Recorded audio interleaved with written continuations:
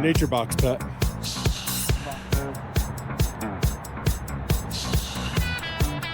Here we go. Give me a smile. Hey!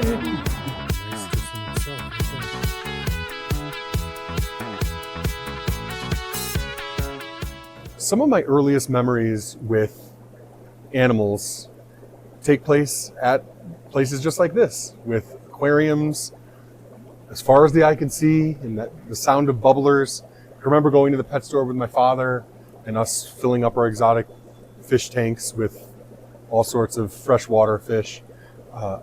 It feels really good to be at a place like this. And obviously my turtle obsession started when I was 5 years old. I never grew out of it, that whole thing. The really nice exotic pet stores kind of seem to have gone away. In my field, veterinary medicine, exotics aren't really a great moneymaker.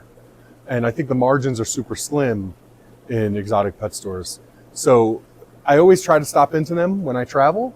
I'm here in Colorado, and I wanted to stop in here when Brendan had suggested it. And it really is an impressive place.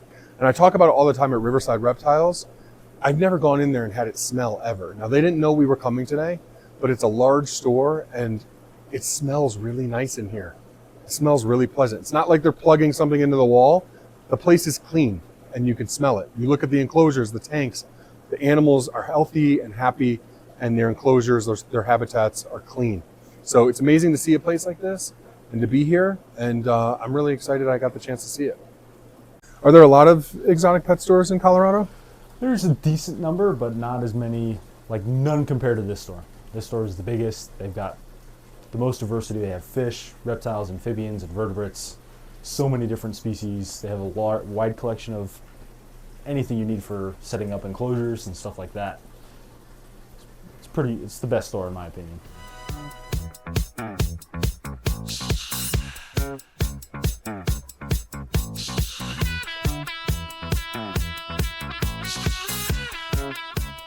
What's up, guys? I'm here at Nature Box Pet in Aurora, Colorado. That's a mouthful for me because I'm from Connecticut and I just got here. And I'm here with my friend Elias, who is here holding things down at the store right now. And he's going to tell us about a very special friend behind us right here. Who is this guy? So this is Wilbur. He's our store pet. He's a fly river turtle or a pig-nosed turtle. So these guys are native to northern Australia and southern Papua New Guinea. They're a very rare turtle. There's not very many captive bred guys. And yeah, we just love him. He's so special. You know, we're so thankful to have one of them here. How cool is that? I love this setup. It's absolutely beautiful. You don't see this type of ornate, design here with the concrete work. This was gorgeous. made here. This was entirely made here by employees here. That's amazing. Yeah. Wow. So you've seen fly river turtles or pig-nosed turtles on the channel before. Carretochelys and insculpta. My wife would be so mad at me right now. She hates when I use scientific names. But I mean, there's a reason why these turtles are so popular. They're like nothing else. They're a freshwater turtle with flippers. They glide through the water. They're just absolutely amazing. And that's not what fly river means. No, just fly river is even though they do fly Papua through the New water. Guinea. Yeah. Yeah. But yeah, you're totally right. This is the only fully aquatic freshwater turtle species. Yeah. Isn't that great?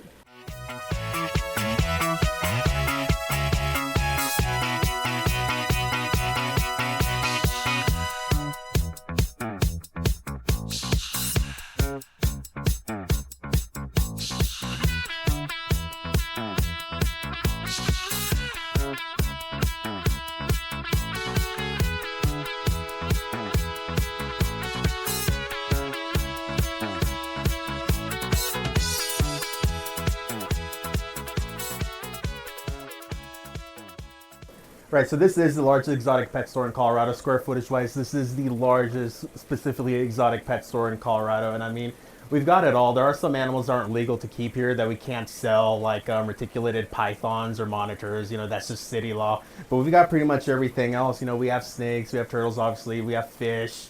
So we do sell tortoises, we sell snakes, we do sell all sorts of arboreal lizards and fish. Lots of invertebrates, like spiders, centipedes, pretty much everything. Yeah, so no, this store is, owned and ran by hobbyists. Everybody in here is in the hobby, including myself. I'm more of the small mammals guy, but everybody here has experience with animals and, wants to help you, have a healthy, happy, safe experience with your pet, right? Yeah. And you're that's really what we're connecting all about. people to, you're doing such important work to connect people to perhaps a lifetime of animal advocacy and stewardship and Right. and care, husbandry. Like we all had experiences when we were young that connected us to a life that is very rewarding. Maybe it's not the best paying life, but No. we do it because we love it. Right. And you're providing that opportunity for people who are really experiencing that for the first time.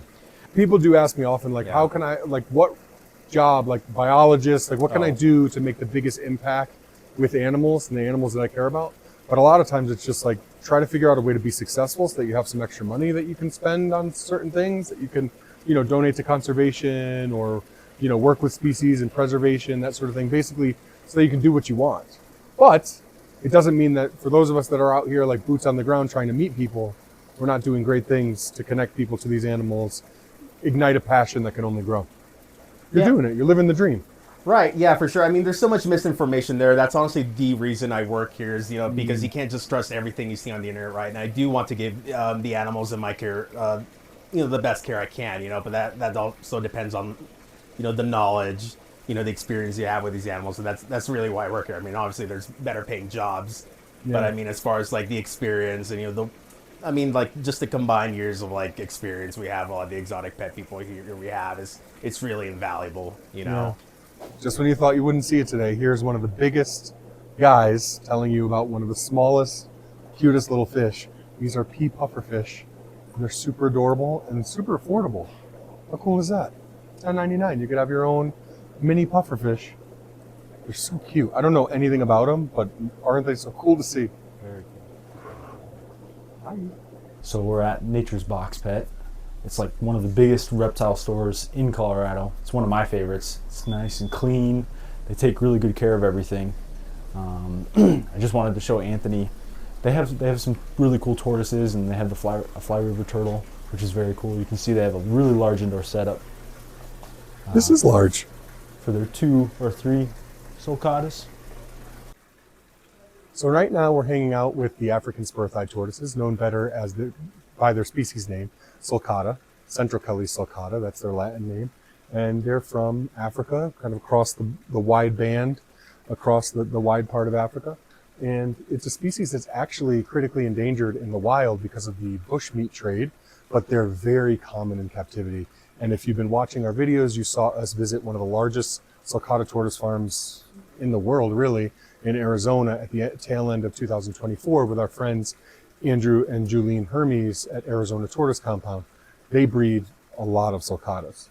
The problem with sulcatas is that they're not for everyone. Not that that's necessarily a problem, but what happens is because they're so common and because they're so hardy, a lot of people that maybe aren't dedicated to them for the long term end up with them, and then they end up needing homes later on.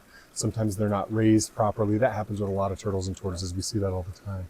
So we're here right now hanging out with these animals. They live in the pet store in the winter months, and then in the summer they actually go outside here in Colorado, and these exact animals actually breed as well. So the large male behind me is named Helmet.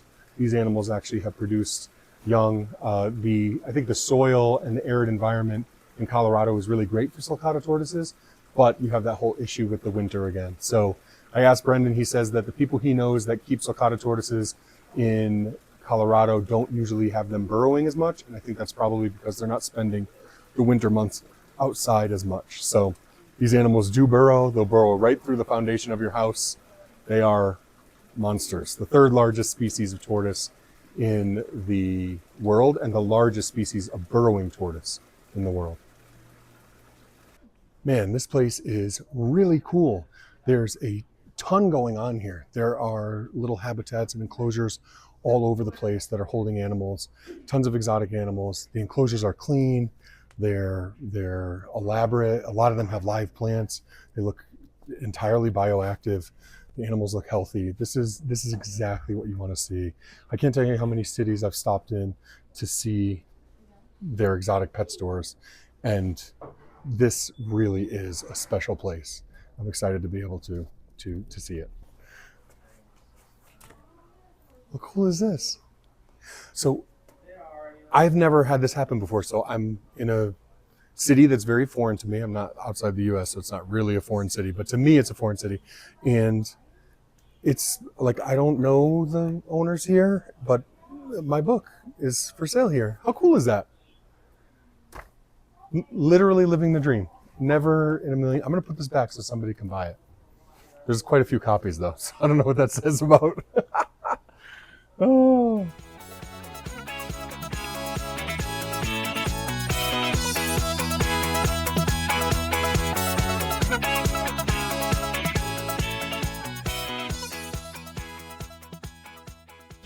Hit subscribe, join the crew. Just Turtles, there's always something new.